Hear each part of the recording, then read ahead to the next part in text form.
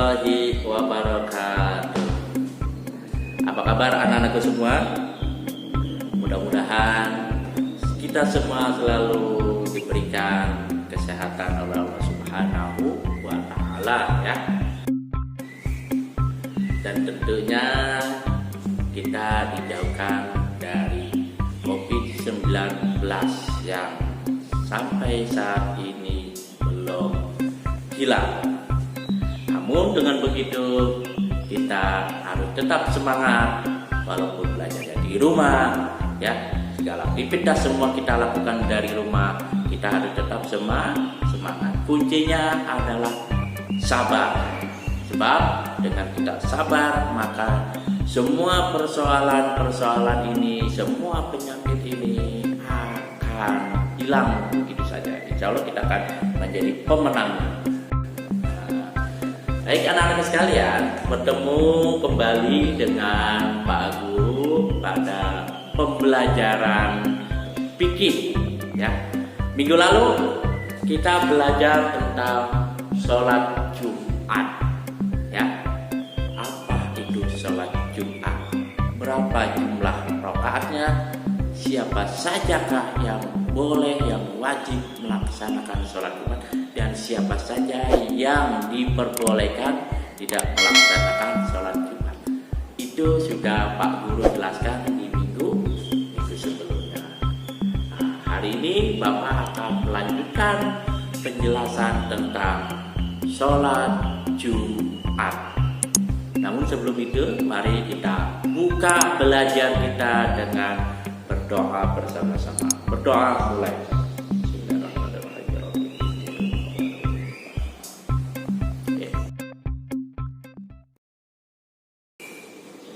Baik anak-anak sekalian, Bapak sedikit flashback ke pembahasan yang lalu. Kita sudah belajar tentang syarat wajib sholat Jumat. Siapa sajakah yang wajib sholat Jumat? Yang kedua, ya, syarat sah sholat Jumat ya. Pertama sholat wajib ya, syarat wajib sholat Jumat. Kemudian syarat apa? Syarat sah sholat Jumat. Baik, Bapak akan menjelaskan tentang sunnah sholat Jumat. Sunnah itu apa sih? Sesuatu yang dikerjakan oleh Rasulullah, baik ucapannya, baik perilakunya, maupun diamnya Rasulullah, itu termasuk sunnah Nabi ya. Kalau kita kerjakan yang pernah Nabi kerjakan, insya Allah mendapatkan tambahan pahala. Itu yang dimaksud dengan sunnah Nabi ya. Apa saja? Yang pertama, sunnah sholat Jumat yang pertama adalah memotong kuku. Hari Jumat ya, pagi kamu lihat kukunya. Oh, kukunya panjang-panjang, silakan dipotong di hari Jumat kukunya. Insya Allah kamu akan mendapatkan pahala. Karena Nabi ketika hari Jumat selalu memotong kuku. Nah, itu termasuk sunnah Nabi. Apa? Kemudian apa? Kalau kamu punya kumis, udah punya kumis belum? Potong kumis pada hari Jumat. Itu yang Nabi lakukan, memotong kumis pada hari Jumat sebelum sholat Jumat. Apalagi menyisir rambut ya, sisir rambut ya. Ketika kamu mau ke masjid melaksanakan sholat Jumat ya. Yang pertama adalah memotong kuku, menggunting kumis, dan merapikan rambut. Itu yang sunnah yang pertama. Sunnah yang kedua, pada hari Jumat sebelum kita pergi melaksanakan sholat Jumat, disunnahkan mandi ya, mandi ya, kemudian keramas, kemudian menggosok gigi. Itu yang dilakukan Nabi ketika sebelum berangkat sholat Jumat, mandi, keramas, kemudian menggosok gigi. Ini merupakan sunnah Nabi. Ketika kita kerjakan, insya Allah kita akan mendapatkan pahala ya. Karena di dalam hadis Nabi dikatakan idza jaa ahadukumul jum'ata falyaghsil. Ya. Apabila salah seorang kalian mendatangi sholat Jumat, hendaklah ia mandi. Nah, ini sudah ada hadisnya, ketika hari Jumat kita disunahkan untuk mandi, ya. Kemudian yang ketiga adalah memakai pakaian yang bagus dan berwarna putih-putih. Ya, apa sih contohnya? Seperti baju koko. Baju kokonya harus bagus dan berwarna putih, karena itu yang Nabi lakukan ketika sholat Jumat. Pakaiannya putih-putih, bagus, ya. Kemudian harum. Nah, itu sunnah yang ketiga. Apalagi memakai minyak wangi. Kalau kita berada di dalam masjid, ya, melaksanakan sholat Jumat, pasti itu kita mencium wangian, ya, sangat wangi. Maka memakai wangian, ya, parfum, ya, itu merupakan sunnah Nabi. Kalau kita kerjakan, maka kita akan mendapatkan pahala. Bagaimana kalau kita tidak lakukan? Kalau kita tidak melakukan itu, kita tidak mendapatkan pahala dan tidak mendapatkan dosa, tidak dapat apa-apa, ya. Maka kesempatan yang baik ini yang Nabi lakukan, kita contoh, kita kerjakan, insya Allah mendapatkan pahala, ya. Kalau kita mengikuti sunnah-sunnah Nabi. Selanjutnya, menyegerakan datang ke masjid untuk melaksanakan pada awal waktu dengan berjalan kaki, ya. Waktu sholat Jumat misalkan jam 12, jam 11 kita udah jalan, ya. Terus apa? Jalan kaki. Nah, itu yang dilakukan Nabi, ya. Jadi di awal waktu Nabi sudah berada di dalam masjid. Nabi ke masjid nggak pernah naik motor, tidak pernah naik sepeda, tidak pernah naik mobil, karena memang pada saat itu tidak ada kendaraan, hanya yang ada unta, ya. Jadi Nabi ketika sholat Jumat berjalan kaki, ya, itu sudah termasuk sunnah. Maka harus kita ikuti kalau kita ingin mendapatkan pahala, mendapatkan tambahan pahala. Kemudian sunnah berikutnya, ketika berada di masjid, ya, ketika sudah berada di dalam masjid, duduk di saf paling depan, ya. Saf paling depan itu merupakan sunnah Nabi, ya, insya Allah dapat pahala yang paling besar, ya, karena Nabi ketika sholat Jumat tidak pernah berada di saf paling belakang. Nabi selalu di paling depan. Itu termasuk sunnah Nabi. Yang berikutnya adalah memperbanyak membaca zikir kepada Allah Subhanahu wa taala. Zikir itu apa sih? Ingat sama Allah. Subhanallah, subhanallah, subhanallah. Astagfirullah, astagfirullah, astagfirullah. Allahu akbar, Allahu akbar. Itu zikir, kita ingat kepada Allah Subhanahu wa taala, ya. Kemudian kalau kita berada di dalam masjid, baca Al-Qur'an. Tapi kalau belum mulai khutbah, sebelum khutbah, ya, misalnya setengah 12 kita sampai di masjid, kita buka baca Quran, kita baca, ya. Nah, ini pun termasuk sunnah Nabi. Nabi melakukan itu ketika sebelum Jumat, ya, membaca Al-Quran. Apalagi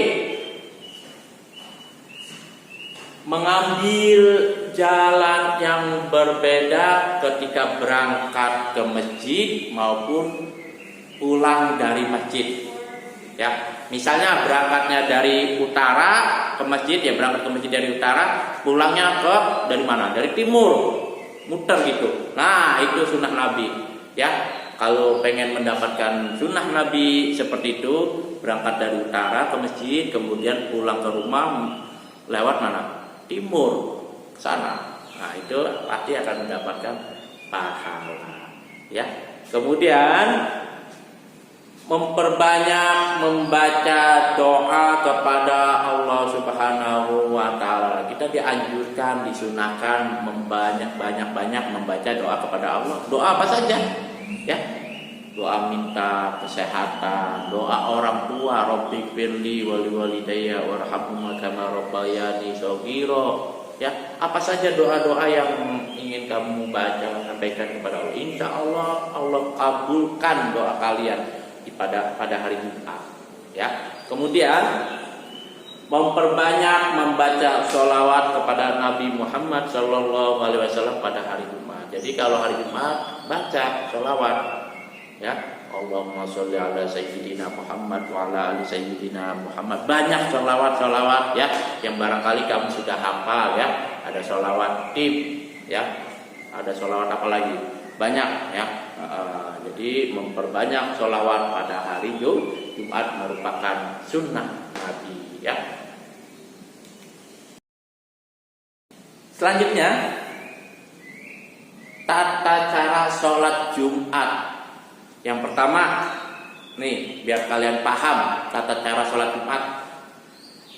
Seorang muadzin, ya, muadzin itu yang azan atau bilal, membaca imbauan kepada apa? Imbauan untuk segera melaksanakan sholat Jumat. Biasanya muadzin sebelum azan itu menghimbau jamaah bahwa sholat Jumat akan segera dimulai. Kemudian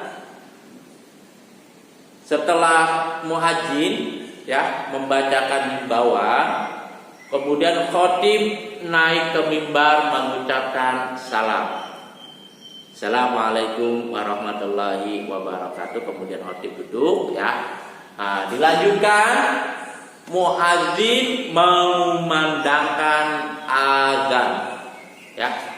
Allahu Akbar sampai selesai ya. Kemudian setelah itu khatib menyampaikan khutbah yang pertama ya. Khatib menyampaikan khutbah yang pertama. Setelah khutbah selesai, kemudian khatib duduk kembali ya. Kemudian selesai khutbah pertama ya, khatib menyampaikan khutbah yang kedua itu. Selanjutnya khatib membaca doa dan mengakhiri khutbahnya. Selanjutnya muadzin mengumandangkan iqamah atau qomat, tanda sholat Jumat akan segera dimulai. Allahu Akbar, asyhadu an la ilaha illallah, dan selanjutnya itu tandanya sholat Jumat akan segera dimulai. Terakhir adalah sholat Jumat ditunaikan atau dilaksanakan dengan berjamaah. Minimal berapa? Minimal 40 orang atau 40 jamaah. Kurang dari 40 orang maka sholat Jumatnya tidak sempurna ya. Baik anak-anak semua, ini saja penjelasan Pak Guru tentang sholat Jumat. Mudah-mudahan kita semua paham ya. Kita paham apa itu sholat Jumat ya, sehingga kita ya berharap jangan sampai tidak melaksanakan sholat Jumat pada hari Jumat, karena hanya dilakukan 1 minggu sekali ya. Ini saja barangkali dari Pak Guru ya. Selanjutnya nanti kalian kerjakan tugas-tugas dari Pak Guru ya. Bapak berharap kalian harus sabar ya, jangan banyak mengeluh. Insya Allah apa yang kamu catat, apa yang kamu perhatikan pada video-video pembelajaran ya pada masa pandemik ini akan bermanfaat buat kamu ya, buat Pak Guru juga ya. Pesan Pak Guru tetap semangat ya, selalu waspada karena COVID-19 berada di sekitar kita. Oleh karena itu, gunakan masker, selalu mencuci tangan, jaga jarak. Itu sangat penting untuk mencegah tertularnya COVID-19. Dari Pak Guru cukup sekian. Assalamualaikum warahmatullahi wabarakatuh.